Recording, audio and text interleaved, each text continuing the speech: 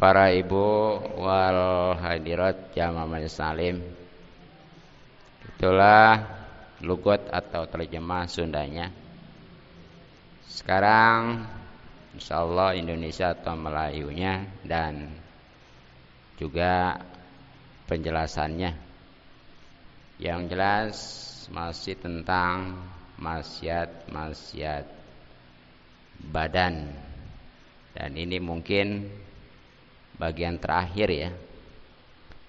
Sebagaimana telah kita ketahui sebenarnya mah jumlah maksiat yang berhubungan dengan badan atau disebut dengan maksiat badan itu jumlahnya ada 61. Alhamdulillah dari 1 sampai ke 58 ya. Itu berapa lama tuh deh ya. Nah sekarang berarti ke 59 ya nih. Atau diantaranya wal wisalu dan terus menerus bisaumi dalam puasa. Tuh jadi yang ke 59 termasuk maksiat badan adalah terus-terusan puasa, baik puasa sunnah bahkan wajib sekalipun ya nggak ada lah. Ini hukumnya haram, makanya termasuk maksiat badan. Contohnya gimana sih? Yang namanya puasa terus-menerus gitu. Jadi dia itu 2 hari nggak buka. Seperti gini nih. Umpamanya ya, hari Senin nih puasa tuh. Mulai kan puasa mah mulainya sebenarnya mah waktu subuh ya, imsak. Nah, kan biasanya ntar maghrib nih buka tuh. Biasanya ya. Ini kagak. Nggak buka tuh maghrib. Itu buka-buka kapan? Itu biasanya kalau yang puasa mati geni itu biasanya ntar ketemu waktu imsak lagi tuh ya. Jadi di hari Selasanya gitu tuh. Di subuh hari Selasa dia baru buka. Itu ya namanya puasa wisol. Kalau di kita mah suka populernya disebut puasa mati geni apa pati geni lah. Itu ya. Coba itu. Jangan karena dia rajin, mentang-mentang rajin puasa ya. Wow. Itu apel lebih dari sehari. Kalau sehari puasa, sehari enggak mah ya terus puasa lagi gitu, selang-seling. Itu mah bagus. Bahkan iya, puasa Nabi Daud itu paling bagus semua puasa ya. Tuh. Jadi kalau seandainya puasa Senin bagus karena memang waktu dilaporkannya amal ya. Alangkah beruntungnya, bahagianya kalau amal dilaporin itu dalam keadaan ibadah khususnya puasa. Termasuk Kemis tuh ya. Sama laporan amal seminggu itu 2 kali. 1 Senin, kedua Kamis. Nah, tapi tuh puasa Nabi Daud yang sehari puasa sehari enggak itu lebih bagus lagi. Apa sebabnya? Tujuannya jadi di kala puasa tuh ya, dia merasakan tuh kelemahannya lagi diuji, dan insya Allah nanti peka bagaimana ya. Kalau kita makan puasa nggak ada, bukan karena nggak ada ya. Ya sebenarnya makanan ada apa ada, cuma nggak mau aja lagi puasa kan ya. Bagaimana kalau orang miskin? Dia mah benar-benar enggak ada kan? Tuh gitu. Jadi mikir. Nah kemudian dikala dia enggak puasanya, nah di situ nikmat. Coba dah ya. Kayak kita habis puasa nih, terutama ketika buka ya, itu perasaan lain ya. Walaupun istilahnya bukanya enggak ada apa-apanya. Hanya air putih lah. Tapi itu kegembiraan, kesenangan, kebahagiaan beda ya. Tuh. Makanya Nabi sabdakan ya, lisoimi parhatan itu ya. Bagi orang yang puasa itu ada 2 kebahagiaan.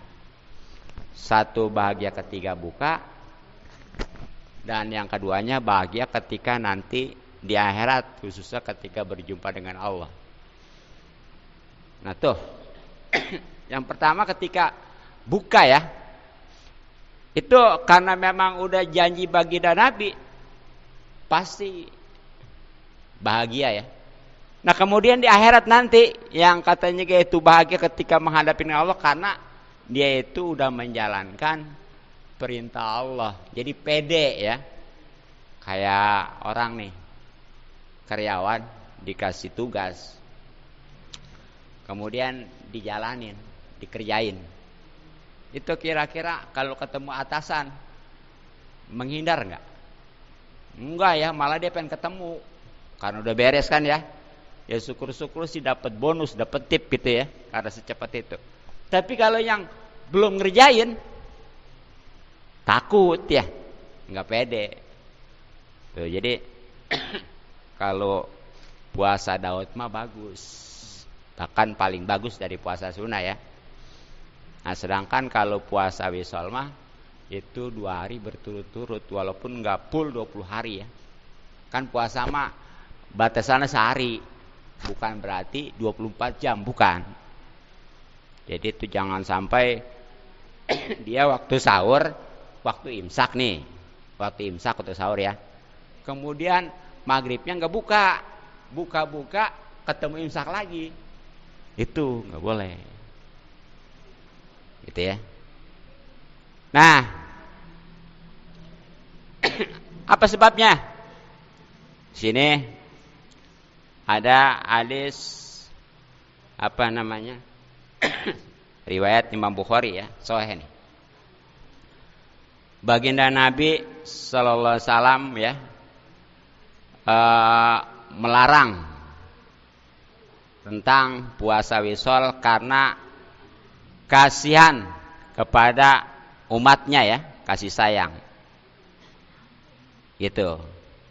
Dan juga memang dasarnya puasa wisol itu yang terus-terusan ya, itu dibenci.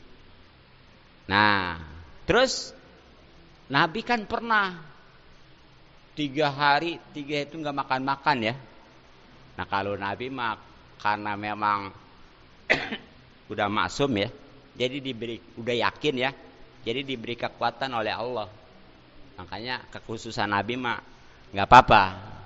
Jadi ada yang kudunya kan nih ya, setiap yang dikerjakan Nabi itu kan harus dikerjakan sama kita selaku umatnya ya.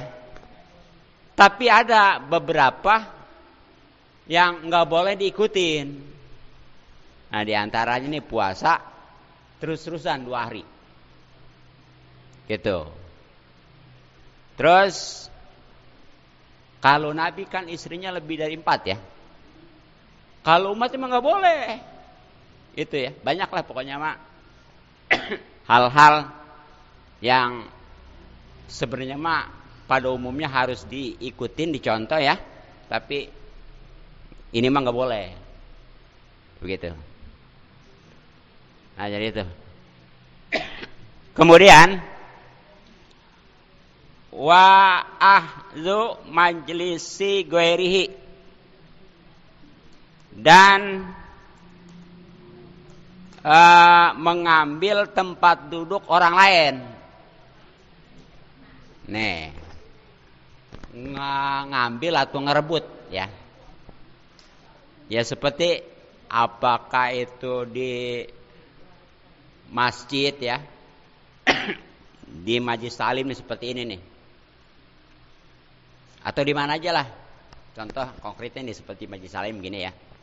Pokoknya ada salah satu yang keluar nih, entah karena memang mau apa ya, yang jelasnya sementara gitu, ada keperluan. Nah itu kan kosong tuh. Nah itu nggak boleh ditempatin. Itu namanya ngambil atau ngerebut tempat duduk orang. Gitu ya. Ini di mana aja kan, kadang-kadang tuh suka ada tuh di antrian-antrian kan ya. Kan ya, suka kita ada tempat duduk tuh buat nunggu. Nah itu kalau memang kalau memang nggak yakin orangnya nggak bakal balik lagi, nah itu jangan didudukin. Itu maksud daripada ngambil atau ngerebut tempat duduk orang ya. Ini biasanya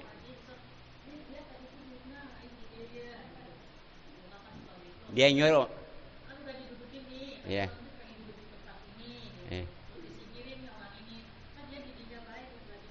Oh itu nggak boleh itu ya, nggak boleh kasih ya. Jangan ya, jangan karena dia mau orang mulia nih, orang ini mesti singkirin aja nih, nggak level nih, minggir. Jangan itu tadi ya, istilahnya dia selama keluar aja nggak boleh didudukin ya. Apalagi istilahnya nyuruh orang bangun, pindah gitu ya, karena mau didudukin atau apalagi itu. Sepele padahal sekali lagi ya, tapi itu buah itu ya.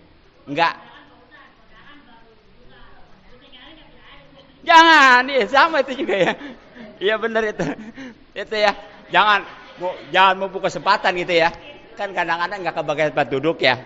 Enggak kebagian tempat duduk tuh. Kondangan karena saking banyaknya. Wah, ada kursi kosong nih. Padahal tuh orang hanya ngambil itu doang. Lah, dudukin aja. Enggak boleh.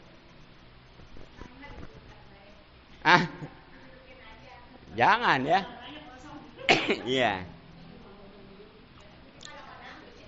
Iya kan biasa begitu ya, berkesempatan karena dia pegal apalagi mau makan ya. Itu iya, sekali lagi ada aturan itu ya. Enggak boleh sembarangan. Gitu. Jadi selama pergi aja tuh enggak boleh didudukin. Apalagi sengaja ngusir. Ya. Ya walaupun tujuannya buat tempatin orang ya. Ya. Ini dasarnya hadis riwayat Imam Muslim ya, di mana baginda bersabda, "Man koma, siapa orang yang berdiri min majlisi dari tempat duduknya, summa roja'a, kemudian dia kembali ilahi kepada tempat duduk tadi, bahwa maka ia aku itu lebih berhak kepada tempat duduknya." Itu maksud tadi, ketika orang pergi ya dengan tujuan tertentu yang yakin dia bakal balik lagi, itu lebih berhak, makanya nggak boleh ditempatin gitu aja lah. Gitu ya. Apalagi nyuruh bangun, ngusir ya. Tuh. Nah kemudian al-zahmatuhu, ataupun menyempitkannya, al-mu'addiyatu, yang istilahnya membuat ia sakit. Nih contoh, nggak boleh juga nih ya, termasuk maksiat badan nih.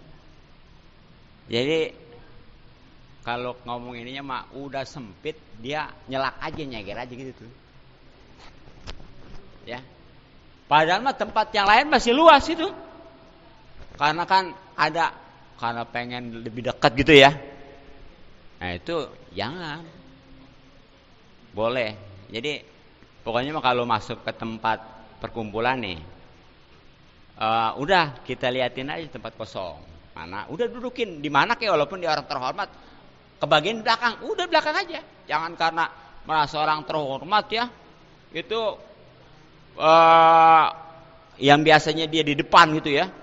Padahal mah tempat yang di belakang itu masih luas.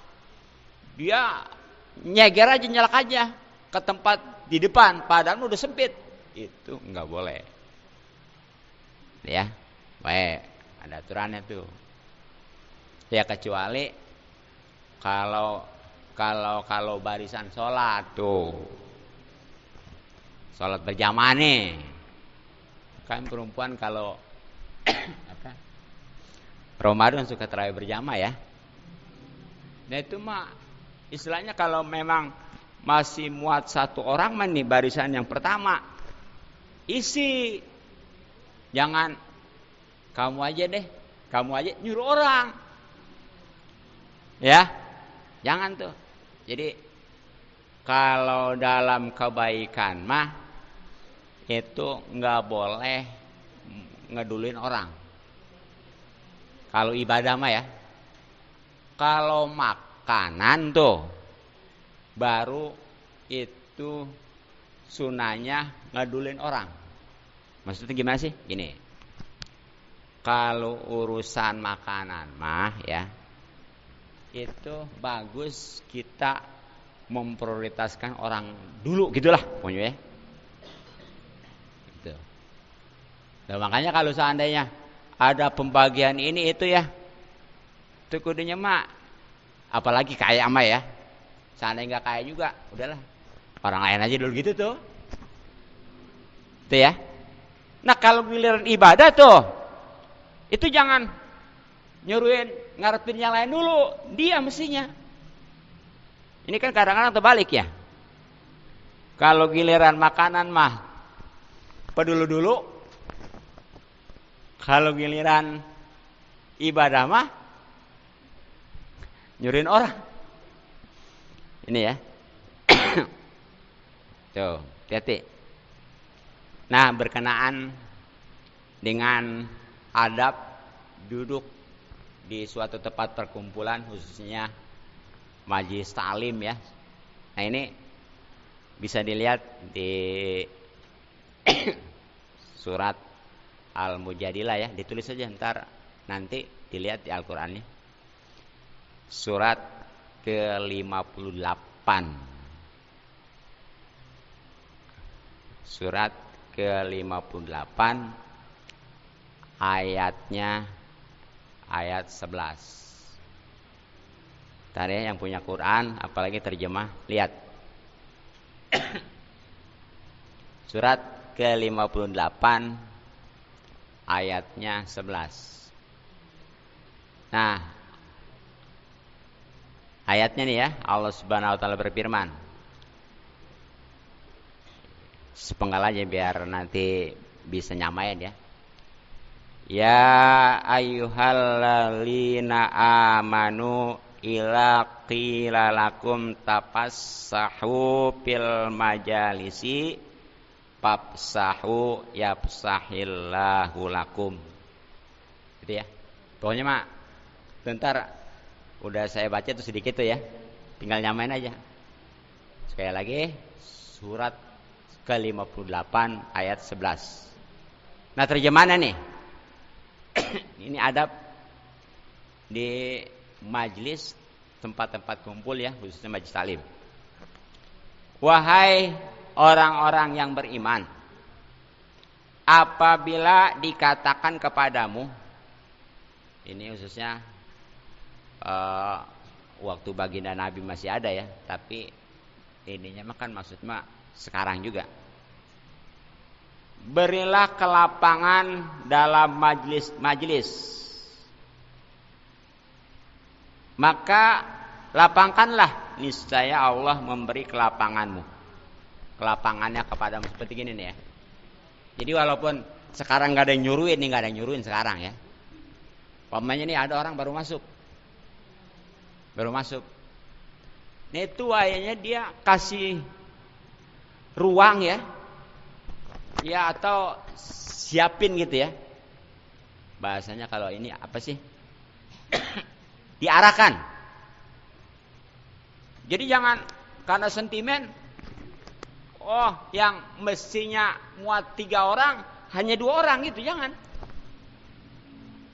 Kalau memang muat 3 orang, kan tadinya tuh dia rada renggang ya duduknya ya. Kalau mau didudukin mah nggak bisa sebenarnya mah. Tapi kalau memang dia benar-benar menempatkan posisi tepat, itu bisa. Nah kayak begitu tuh. Itu harus begitu. Jadi kalau memang biasanya muat 2-3 orang, kemudian baru didudukin 2 orang nih. Datang orang tuh, wayanya kasih ruang ya. Tuh. Begitu. Insya Allah. Nanti juga dilapangkan oleh Allah Subhanahu wa taala ya. Baik itu rizkinya, di kuburnya, terutama nanti di akhirat gitu. Jangan karena sentimen. Padahal mah itu biasanya muat bertiga. Baru didudukin berdua. Enggak mau pada minggir gitu ya. Ya karena sentimen tuh sama orang yang baru masuk gitu. Jangan ya. Jadi luaskan gitu. Nah, kalau berbeda lain lagi iya. Iya. Kalau gemuk-gemuk enggak ini standarnya gitu ya. Ya pada standarnya itu muat bertiga itu tempat itu. Ya orang juga biasa segitu juga. Ini karena sentimen ya, sama dia sengaja tuh diseger bahasanya ya. Sehingga orang lain nggak bisa duduk di situ tuh. Itu mestinya posisikan ya. Kalau pengen diluaskan juga oleh Allah nanti ya. Itu begitu.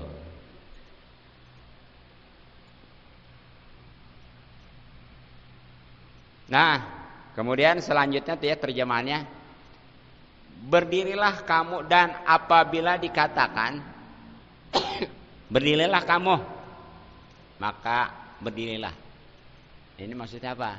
Jadi wayanya kalau memang nggak ada ujur yang mendesak, ya kalau lagi duduk di suatu majelis itu benar-benar jangan umpamanya sedikit-sedikit bangun keluar ya. Sedikit-sedikit bangun apalagi sengaja kabur. Jadi benar-benar gitu intinya mah. Ya, apalagi kalau kalau kata gurunya mah jangan pulang dulu ya. Gitu ya. Dan memang adabnya mestinya betul ya kalau memang gurunya perempuan itu ya, kalau saya makan lain ya. Itu nih jangan pulang dulu kalau guru belum pulang.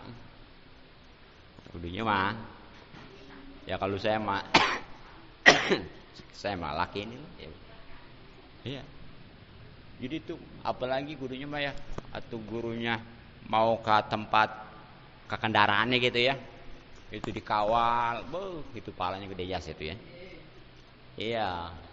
Atau mau datangnya juga disambut, mau pulangnya juga gitu tuh. Ya. Ada keistimewaan tersendiri gitu. Tuh apalagi bari banyak ada apa tuh ya? Iya.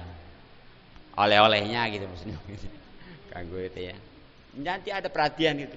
Gitu. Nah, sekalian ya, jadi di hari ayat tadi ya. Itu yang populer nih ya. Ada kan yarfa'illahul ladzina amanu tuh. Ada diantaranya ini keutamaan orang yang berilmu nih, yang diawali dengan ngajinya ya. Allah ngangkat orang-orang yang beriman dan berilmu beberapa derajat. Sebenarnya mah orang yang beriman juga udah diangkat derajat oleh Allah. Tapi lebih tinggi lagi derajatnya orang yang iman juga berilmu. Begitu ya. Dan ini bukannya satu derajat, tapi beberapa derajat. Dan satu derajatnya itu melebihi daripada jaraknya langit dan bumi. Coba tuh. Itu nanti ya di akhirat, khususnya di sorga nih, itu bakal diberikan tuh kepada orang-orang yang beriman dan dia itu punya ilmu ya, berilmu lah, karena di dunianya ngaji ya. Ya nanti sebenarnya mah di sorga juga kayak di dunia gitu nih. Ada yang perumahannya bagaimana tuh bahasanya, SS sederhana, bagaimana? Ya kan ada yang tipenya berapa kan gitu ya. Kan di dunia juga begitu ya. Iya pokoknya mah ada yang kelas bawah, menengah, atas gitu kan. Di surga juga sama nanti begitu. Ada yang kelasnya bawah, kelas menengah, kelas atas, bagaimana amalnya. Tapi di surga mana ya? Ya, walaupun dia kelas bawah nih, paling rendah, nggak main-main, itu bakal dapat 10k, mempunyai kayak di dunia gitu nih. Ada yang perumahannya bagaimana tuh bahasanya, SS sederhana, bagaimana? Ya kan ada yang tipenya berapa kan gitu ya. Kan di dunia juga begitu ya. Iya pokoknya mah ada yang kelas bawah, menengah, atas gitu kan. Di surga juga sama nanti begitu. Ada yang kelasnya bawah, kelas menengah, kelas atas, bagaimana amalnya. Tapi di surga mana ya? Ya, walaupun dia kelas bawah nih, paling rendah, nggak main-main, itu bakal dapat 10k, mempunyai 10 lipat dunia ini. Tuh, itu yang kelas bawah, yang paling bawah, paling miskin, 10 kali lipat. Nah kalau yang paling miskin aja 10 kali lipat ya, itu bagaimana kalau yang menengah, paling kaya ya.